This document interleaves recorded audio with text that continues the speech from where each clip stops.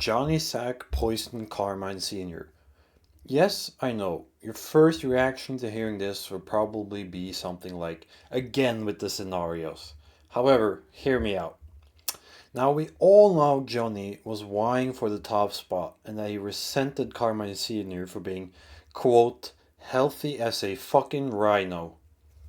However, there's one very subtle clue that confirms he was behind Carmine Sr.'s death.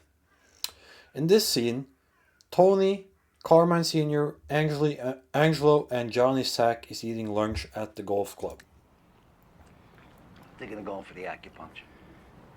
For your shoulder again? Those long drives. It's already tender. Next time we get you out there, Angelo. After 18 years in the can, I'm just happy to be outside. What, they're on a golf course at Leavenworth? Still a smart ass, this one. Come on, you all right? You barely touched your egg salad. Too much gherkins. Now look here. Look at the smug smile Johnny has as he asks... Come on, you all right?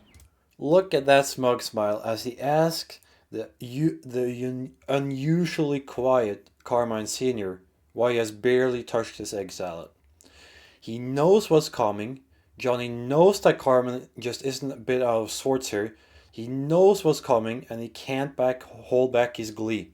This is called duper's delight. He simply cannot hold back his glee. He knows what's coming. Carmine Sr., the usually stoic, ice-cold, calm and collected mob boss, then starts talking about, you smell that? Burning here. Just watch this scene. Too much gherkins. Smell that? What? Burning here. I smell cut grass. Look here. Look at Johnny Sack's reaction to this. Look at his eyes. Look at his eyes. He's looking away. He responds.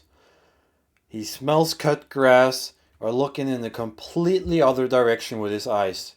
He's doing everything he can to diminish Carmine's obvious weird and unusual behavior. This is instantly juxtaposition with Tony looking at Carmine with a genuinely worried look, highlighting that Johnny knows exactly what's coming. Once again, look here at the eyes of Johnny Sack and then look at Tony Soprano right afterwards. I smell cut grass. Any cousin getting out? Who's your cousin again? And then look here. What does Johnny Sack do right after this completely weird behavior from Carmine? Instead of following up and probing into Carmine's unorthodox behavior, Johnny Sack chooses to instantly derail the conversation with the obviously distressed and troubled Carmine by asking a completely irrelevant question about Tony's cousin to Tony. Johnny Sack doesn't give a shit about Blundetto. He just wants to derail the conversation because he knows what's coming.